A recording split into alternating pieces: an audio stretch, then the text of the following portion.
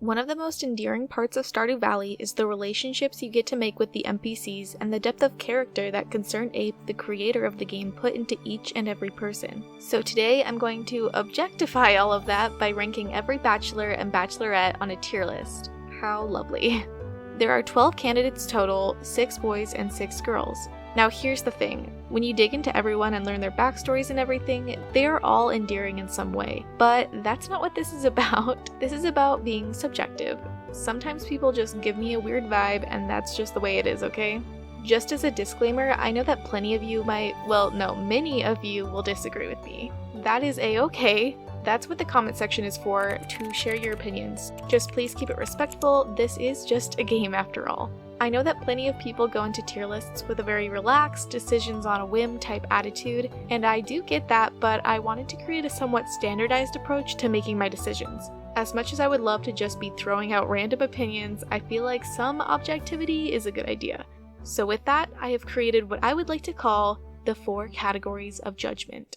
First, we have overall aesthetic. Are they cute? What's their style? Etc, etc. Pretty self-explanatory. Second is personality/vibes. Basically, how do they make me feel? What are they giving off? Are they a slay? This is pretty heavily based off of initial impression more than anything. The third category is growth/character development. So how does their character grow as they get to know you, and how does my perception change of them? I definitely feel like this one is important because certain NPCs do not be giving off the most appealing vibes at first. You know who you are. Lastly, and I think this one might make some of you mad, but look, this is a tier list where I am literally ranking people, okay? It is not that deep, but it's what I like to call the me factor, or the what's in it for me factor. Things that fall under this umbrella could be the gifts they give, what kind of benefits come out of marriage with them, how easy are they to romance, what kind of items or experience do you get from their heart events, and so on. And just as a bit of a spoiler warning, I will be mentioning a bit of what might go on in each character's heart events, so if you really don't want to know about any of that, this might not be the video for you. Now, I think it is only right to quickly go over the tiers. So we have the S tier for supreme, superior, swell even if you will. A tier for I'm all about it. B for B, just like me. We have C, cannot be bothered to think of something. D as in I don't really like you. We're skipping over E because that just feels excessive. And then there's F for real, I hate you. So without further ado, let's get into it. And going alphabetically down the line, we will start out with Abigail. Now I want to address the elephant in the room. My character and Abigail's character are extremely similar. I honestly never noticed it much before, probably because, spoilers, she was never a character that stood out to me much. But especially as I planned out making this tier list, the similarities became pretty glaringly obvious. And I'm not even just talking about our similar appearance, but let's get into that. Okay, overall aesthetic. Abigail is the purple gamer girl, a bit edgy, and she notes many times in her dialogue about her pale skin, which I can relate to on a spiritual level. For me, all of this is great. I like her aesthetics a lot. We obviously have a very similar opinion on the color purple, and I have no issues here. 5 out of 5. Abigail gives off a very young vibe comparatively to some of the other marriage candidates. She obviously shows that she wants to be taken seriously and wants to be fully independent, but doesn't really have that opportunity in the valley. She definitely wants to be adventurous and has aspirations, but she kind of is just contained to what her parents want. Even when she's on Ginger Island, she expresses that she wants to leave the beach and explore, but that Willie says no. Now, also speaking of Ginger Island, I would like to point out that Abigail can be fairly hypocritical. Like, she says that she thinks a vacation at the beach would be boring, but is frequently laying on the beach at Ginger Island. I know it's not that deep, but it is something to note. Other than that, we do seem to have a lot of shared interests, like games. She likes cats. She seems to enjoy the idea of spending time in the mines, which is personally one of my favorite things to do in Stardew. And she also eats gems. So for personality and vibes, I give Abigail a 3 out of 5. Abigail's storyline, you could call it, from beginning to end is fairly stagnant. There's really just not much change in her. If anything, she becomes a bit more playful and has a bit more freedom because if you marry her, she isn't living with her parents anymore, so after marriage you can find her on the 20th floor of the mines once in a while. One negative is that if you're married and your relationship begins to waver a bit, she brings up that maybe she could have done better and talks about how she thinks that Sebastian was probably the one, which just rubs me the wrong way. But besides that, yeah, not much going on here, so I'd give her character development and growth a 2 out of 5. I have such mixed feelings about the me factor for Abigail. Probably the biggest positive is her pet guinea pig, David, and when you get married, she will actually bring another guinea pig into your home and name him David Jr. Absolute excellent naming skills. In terms of gifts, after marriage, she'll give you crab cakes, which is a huge win because crab cakes are great. And she'll even give you bombs sometimes, which is an interesting one because bombs are great and all for the minds, but like, imagine your spouse waking up one day and nonchalantly handing you a bomb as a gift. The gifts that she loves are a bit harder to come by. Amethyst is somewhat okay. She also loves spicy eel. This is another one of those things where I've realized how similar I am to her. Again, totally unintentional, I just think that spicy eel is the best food, which is actually why I would say it's a negative that it's one of her loved gifts, because although I have an exorbitant amount of spicy eel, I am not sharing. She also likes quartz, which is a fairly easy resource to come by, although again, she might eat it, so there's that. And lastly, her 14 heart cutscene is pretty lame in comparison to a lot of other candidates, so with that, she gets a 3 out of 5 for me factor. Okay, so my initial feelings towards Abigail was more of a C, but honestly after doing my full review of her, I feel like it's only fair to give her at least a B, just like me. Next up, Alex. Alex has got the whole peaked in high school, basic good-looking sporty type guy, so not really my thing. I'd honestly probably give him a 1 out of 5. I know, it's pretty harsh. If you like Alex, you're probably not gonna like my assessment of his personality and vibes because honestly, he's basically just a superficial, kind of judgmental, cocky and arrogant kid who finds all of his self-worth through the Stardew Valley equivalent of football, gridball. I'm just not a fan, I'm sorry. I also wrote down just the word eggs under personality and vibes for Alex, so do with that information what you will. Not surprisingly, he's getting a 1 out of 5 here. Now for those of you that are upset with me, come back, it's all gonna be okay because I actually can appreciate his growth and character development throughout the game. Obviously, he starts off seeming cocky and arrogant, but you do find out that he's actually gone through some hard things that have definitely, unfortunately, shaped him to be this way and put up these walls. His father was horrible to him, and his mother passed shortly after his father left him, which is obviously the reason why he's here in the valley. As you get to know him better, it is pretty easy to see that he's just insecure and lacks a lot of self-worth, understandably. He does become quite sweet. You find that he really loves and appreciates his grandparents. He even becomes less superficial. It's not completely gone, but definitely less. He really ends up seeming to find himself a bit after marriage, which is quite a lovely thing. Overall, his growth is definitely the most endearing thing about him, so I'll give him a 4 out of 5. As I said earlier, eggs. Alex is a big egg guy, which actually makes giving him liked items quite easy. But his loved items are another story. Like, complete breakfast and salmon dinner? Really? You think I can easily get my hands on those? Absolutely not. The gifts he gives you after marriage are decent though. He'll give you a lot of seafood dishes, but also some breakfast items that so conveniently make up the ingredients for the one and only complete breakfast. Is this a hint, Alex? Also, after marriage, his room add-on is definitely not my style. I mean, he's got like a turf-looking carpet. And his 14 heart event doesn't personally really benefit me, as you give him 5,000 for him to basically create a sports bar in one section of the saloon. Not my thing, but hey, go off. Probably his biggest redeeming point for the me factor is that he's the grandson of Evelyn and George, whom I love. But even with that, I can really only justify a 2 out of 5, and honestly, it should probably be lower. All in all, yes, as you get to know him, you definitely can understand why he is how he is, but he is just not really for me. I honestly feel like I wouldn't ever be able to have much of a real stimulating conversation with him, even with how he is after marriage, so yes, personal feelings are taking over this one, and he will sit in the D tier. Which is actually a step above from the original F I was going to give him, so he might be misunderstood, but I'm sorry, I just don't vibe with him. His judgment of other people is just too much for me, which I guess is kind of ironic considering I'm making a judgmental tier list right now. Our beach dweller, Elliott, is up next. He's got the flowing hair, he's a free spirit, very flowery for lack of better words. I would say that his overall aesthetic is quite good, 3 out of 5.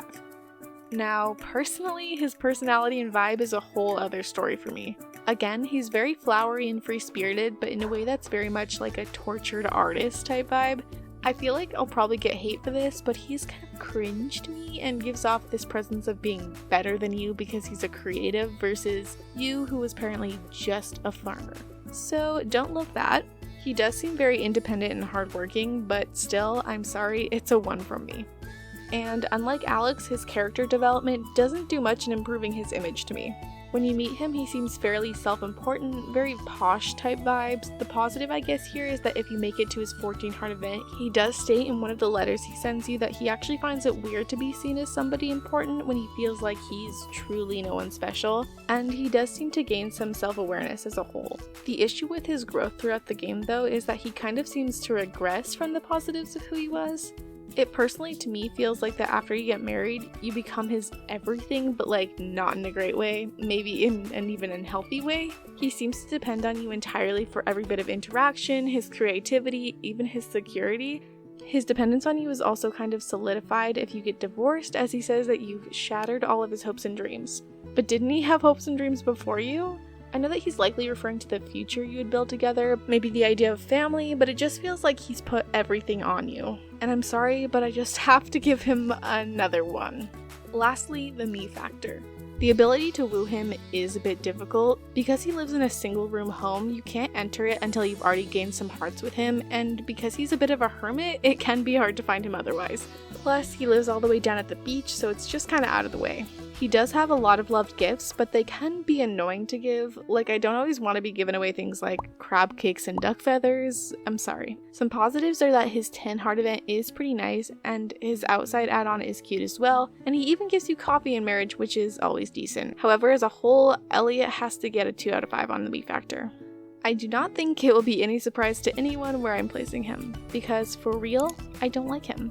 But I'm sorry. Kind of. Next up, Emily. She's a bit kooky, eccentric, and has a very unique style out of most of the marriage candidates. Nothing wrong with any of that, just not really my thing though, so 2 out of 5. When it comes to Emily's personality, I would say that she's probably the most outwardly kind to everyone. Like, she genuinely seems like a very nice person, very accepting. She's definitely a hard worker and very responsible, even with the carefree vibes she gives. Like, even though I feel like I'm very different from Emily, I can't imagine her being anything but kindness to me, and I think that's rare to find in a person. She does have a very eccentric vibe to her. I think I'll give her a 4 out of 5. Very positive. She is one of the candidates that has more stagnant growth and character development. I think this is mainly because when you meet her, she is so secure in herself, and not that she doesn't need to grow as a person, but she definitely isn't somebody who needs some drastic growth from when you first meet her. Basically, I feel like the more you get to know her, the more unique she becomes. If anything, you learn how she is basically taking full responsibility for her and her sister as their parents are away, so that's commendable, I guess. In total, I'll give her growth and character development a 2.5 out of 5. Somewhat unsurprisingly, Emily's "what can you do for me" factor is extremely positive. She has a ton of loved gifts, the gifts she gives you are great, not even all the gifts she gives you are in marriage, she even sends you mail with gifts, not to mention she brings a parrot into the marriage, her room add-on is nice looking, and probably the best thing of all, she is the one responsible for the ability to get the sewing machine in the game. Going along with that, in her 14 heart event, she makes you an entire outfit, shoes and all. I really have nothing bad to say about her me factor at all, so 5 out of 5. Now, I know I was just raving about a lot of aspects of her that I think are great, but she's not really my personal vibe. Fun fact, she was actually the first person I ever decided to marry in my own save files, but I did get bored of her pretty quickly. I feel like I have to at least give her a C, okay, maybe a B. She isn't my personal vibe, but she's clearly a good person living her life and does still benefit me quite a bit, so yes, B tier. Moving on to Emily's sister, Haley. To describe Haley's overall aesthetic, I put it into the 3 Bs. Blonde, bubbly, and big blue eyes. Yes, big blue eyes is definitely the 3rd B. Definitely. Needless to say, 5 out of 5. Her personality is very much one of a spoiled, superficial, and immature person, but she is the moment, and unlike Alex, she wears it well. Fully just leans into being a brat, and I can't fully fault her for that, so 3 out of 5. As somebody who has more of a negative first impression, it's unsurprising that she does have some good personal growth. She may be mean and judgmental at the beginning, but you do find out that although she seems entirely self-involved, she does actually care about others and their well-being. The cakewalk she throws in her 14 heart event is a good example of this, as she creates the event as a way to raise funds for books for Penny and the kids. She also definitely softens as your relationship grows with her, and you see that she does have a lot of similar traits to her sister Emily, as well as she begins to appreciate the more simple things in life over that which is superficial. But she does so while still staying true to her likes and interests. Just because she's becoming a basically better person, she doesn't need to change who she is, if that makes sense, which I respect. So I give her a 3.5 out of 5 on her character development. For somebody that's fairly selfish, I would say that her "what can you do for me" factor is pretty positive. Most of her loved gifts may be kind of annoying to get at first, but after gaining access to the desert, her love of coconuts is very easy to appease. Her room add-on is also probably one of my favorites. It's very cute, and the gifts she gives after marriage are fine. Nothing special, but nothing bad. I suppose the downside is that she does have a lot of dislikes, like a lot, but honestly, what else can you expect from her? She's a girl who knows what she likes. So 2.5 out of 5. Now, although she is kind of the worst as we've established, I kind of love her for that, so I'll sit her here at a B with her sister. Part of me does want to put her at tier A, but I think B is a good balance. Now, heading from a bright and bubbly NPC to maybe the most bland, we have Harvey. His overall aesthetic gives mature, a bit nerdy, nothing too out of the ordinary. I don't dislike his aesthetic at all, it's just not the most out there or anything, so we'll give him a 2 out of 5. Now, his personality and vibes kind of reflect the same thing to me. Mature, nerdy, polite, responsible. He does kind of have a warm presence to him, which is nice, but he also seems to take himself a little too seriously. Also, the nerdiness really comes in with his love of model airplanes, so there's that. Again, I think he'll get a 2 out of 5 for this. Similar to Emily, his growth and character development is fairly stagnant throughout the game and building your relationship with him. However, with him it's a little more negative to me, maybe because he's older and more established in himself, but the most we really see, and I mean maybe, is a bit more playfulness. He's just so boring. 1 out of 5. Romancing him is pretty easy as he's in the clinic the majority of the time, and his loved gifts are easy to give to him because they're sold at the saloon. His outdoor add-on is a nice addition, and he also has a pretty cool 10 heart event where you get to go up in a hot air balloon, which is kind of cool, but that's kind of as good as it gets with him. Like, his 14 heart event is literally just him making you pasta. Really?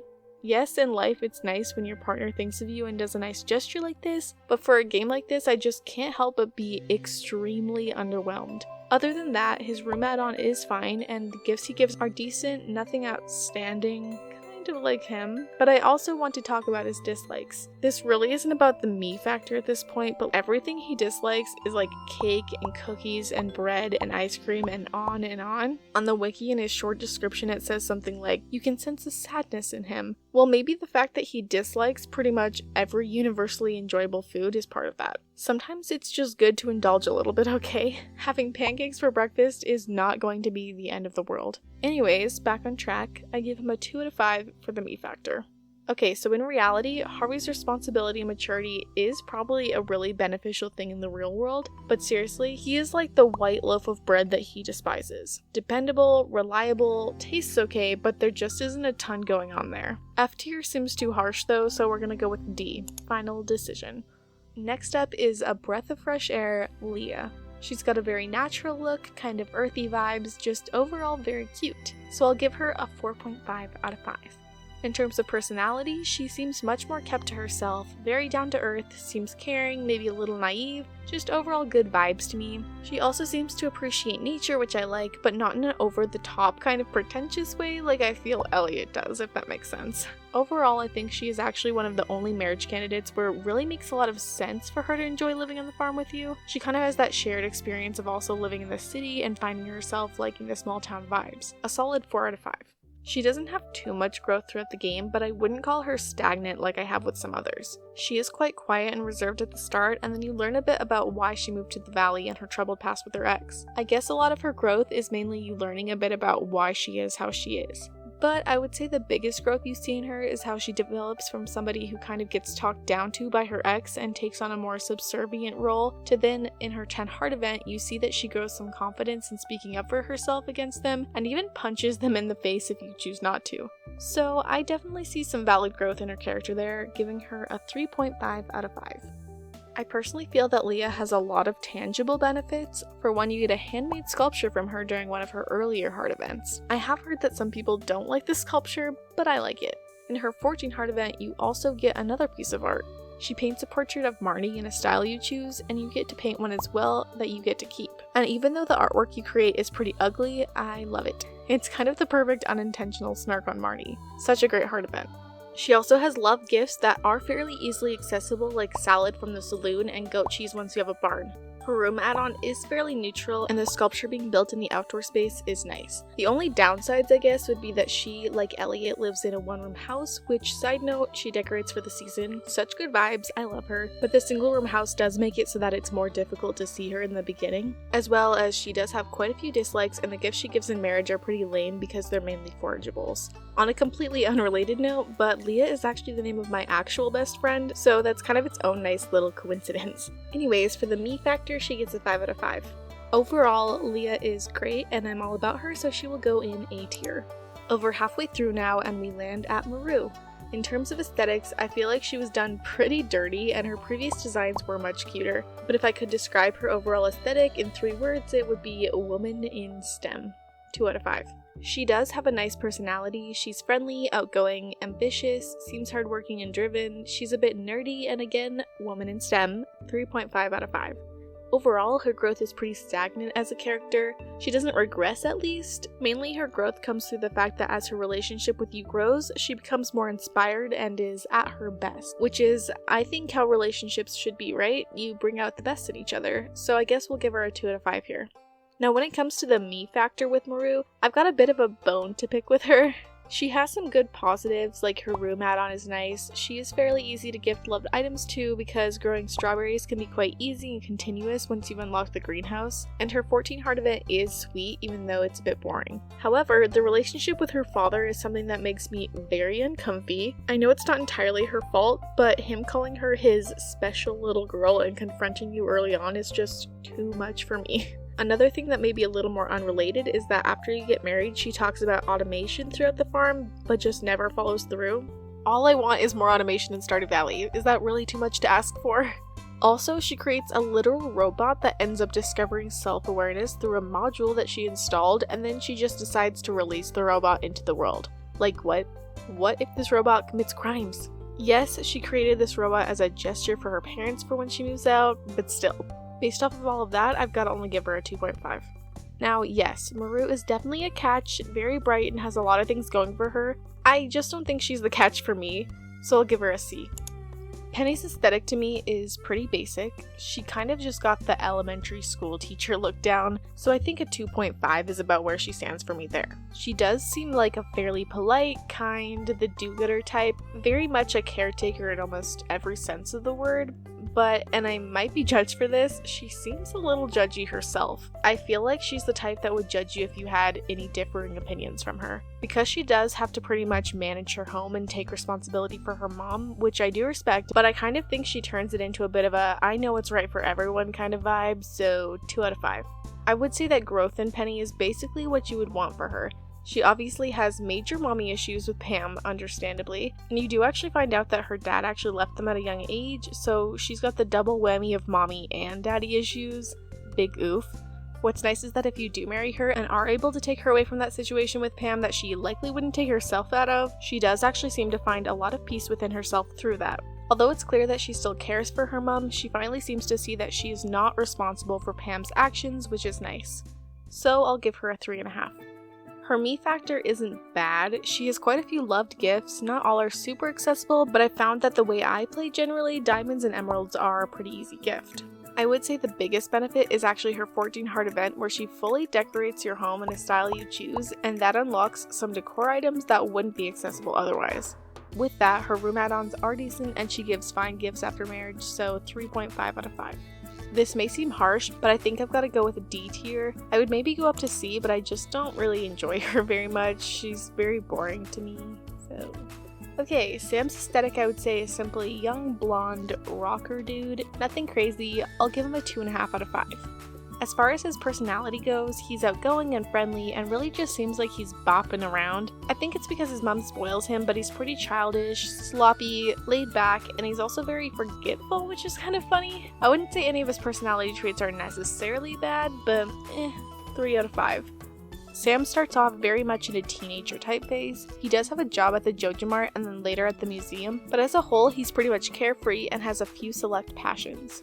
After marriage, however, he doesn't seem to progress much. I would even argue that he seems to lose a little bit of his passion and becomes a bit lazy. He does say that he thinks he's changed a lot and matured and has different priorities now, but in his day-to-day I just don't see it. Well, unless you have kids. Either way I'm torn because you shouldn't be expecting someone to change into what you want them to be through marriage, but I can't lie, I did expect a little more. Either for him to fully pursue his music and take that seriously, or just like mature a lot more and become responsible in other ways. I'm not mad, just a little disappointed, so 2 out of 5.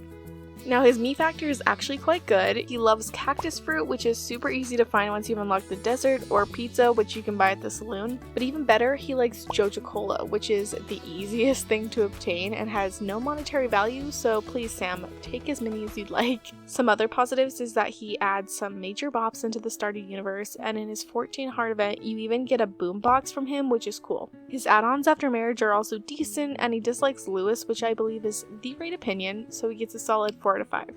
Out of the trio of him, Abigail, and Sebastian, I would say that he is on the bottom of the totem pole for me. He's just not a huge standout. Although funny enough, he was the first person I ever tried to romance, I believe, but I got bored of him very quickly and stopped talking to him. Either way, I think he belongs in the C tier. Very average. Moving on to the third part of that trio is Sebastian. He's got that emo, dark, gamer guy look, and I appreciate it, so 4 out of 5. In terms of personality and vibes, I actually see a lot of myself in him. He's very much a loner, although I'd prefer to call him more of an introvert if anything. He's also a bit nerdy, but not in the way Harvey or Maru is, I would say. He is also quite angsty and depressed, which I don't know if I fully relate to, but I think a lot of that comes from his family issues. I definitely feel like he's really just a softie at heart, so I would give him another 4 out of 5. His growth is fairly subtle in comparison to a lot of others. He isn't necessarily cold to you at first, but he seems very indifferent towards you. As your relationship grows with him though, his willingness to try new things also does, and I would say that he's one that I feel really grows with you rather than blobbing onto you and forgetting everything that made him him. He's still him, he's just better, if that makes sense. He also starts out with quite a strained relationship with his family, probably due to the fact that he feels like an outsider with them, and though it appears he doesn't ever seem to reconcile with his sister and stepdad, he does seem to show that he has a lot of love for his mom and really just wants her to be happy. So I'd say he deserves a 3.5 out of 5. I think the biggest positive in the me category would be his 14 heart event. Basically, you get a little sanctuary of frogs in his already great room add-on, and I love it. He also loves frozen tears, which are fairly accessible in the mines, and it's right next to his house, which helps. I would say though that he's kind of annoying to talk to at first because he's often holed up in his room, which you can't access for a bit. He is often found smoking at night near the lake, which, not my favorite habit somebody could have, but I guess that's another thing he actually improves on as he tries to quit as your relationship grows with him. Anyways, I would give him a 4 out of 5 here. I think I like Sebastian because I do relate to him a bit. I'm quite an anxious person as well, and I am definitely an introvert, so I feel like we have some commonality there. I do think, however, that his outlook is just a little too negative to be in the S tier, so A tier it is. Shane is the last bachelor and probably one of the most talked about bachelors when speaking of character development in Stardew Valley. However, we're still going to start off by talking about his overall aesthetic. To put it into a few words, Shane is a bit disheveled, scruffy, and honestly, he probably looks as depressed as he is. I feel bad about it, but probably a 2 out of 5 here. And just as he appears in his aesthetics, his vibe and personality match as he gives off depressed, cold, self-deprecating, and really just a misunderstood vibe. I would say that you can definitely tell that he's got something under the surface and that there is some sad softness to him, so like a 2.5. I feel bad, but it is what it is. Now, on to the part of Shane that everybody talks about when making a judgment about him, his character arc. Obviously, he's super rude when you first meet him, but pretty early on, at only 2 hearts, he's already opening up to you about some of his struggles and warns you to basically not be like him and drink heavily.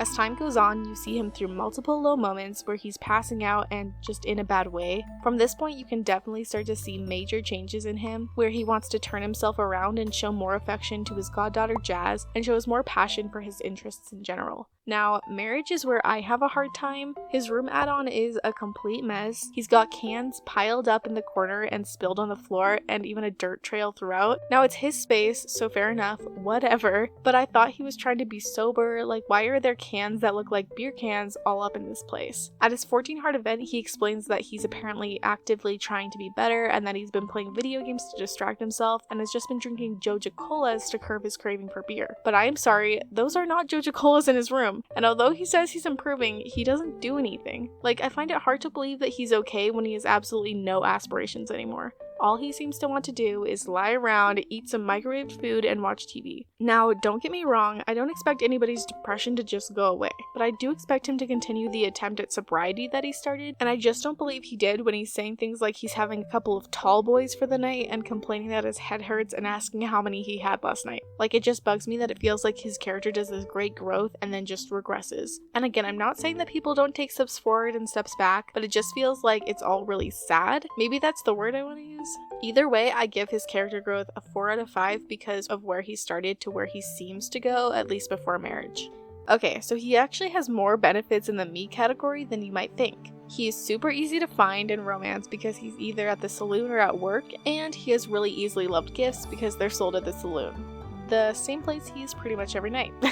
He also does send you a few things in the mail before marriage, and the gifts he gives during marriage are fine. Although again, why is he gifting me alcohol? It just bugs me. But anyways, obviously he's the reason for the blue chickens in the game, which is a huge point for him, and when you're married, he brings his own chicken Charlie as his backyard add-on, which is nice as well. One of the major downsides is that he is a slob. I mean, his room says it all. And I feel like if in real life you had a relationship with him, he would need a lot of reassurance. Like, a lot, which would be hard. So I'll give him a 3.5. I think it's only fair to place him in the C tier right in the middle. Not too high, but not too low. So that's the tier list. Wait, nobody made the S tier? You didn't think I was done, did you? Yes, I know he's not a marriage candidate, but I think the fact that he can be your housemate is enough qualification for this tier list. So here we go. Krobus. I'll try not to take too long. Overall aesthetic? Perfect. Great, cute, silly little guy. 5 out of 5. Personality and vibes, friendly, naive, respectful, loving, adorable, perfect, 5 out of 5. Character development, he literally goes from a shadow monster living in the sewers with nobody to worry about but himself, to the perfect little housemate that guards your home and removes his bias against humans that likely have treated his kind poorly in the past, 5 out of 5. Me factor, just his presence, his aura, his thoughtfulness towards me, the gifts he gives, 5 out of 5. And that's that. Krobus shall take the spot he rightfully deserves in the S tier. Maybe it truly was the sewer tier all along. Now, that is the final addition to my ultimate tier list of the Stardew Valley bachelors and bachelorettes, and housemates, of course. If you made it to the end of this video, wow, you are now my favorite, and if you're not subscribed yet, I would love if you would. Here, I'll even have my little junimo direct you, but I've already been talking so long, so let's keep this short and sweet. I'll see you in the next one. Thank you so much for watching. Goodbye.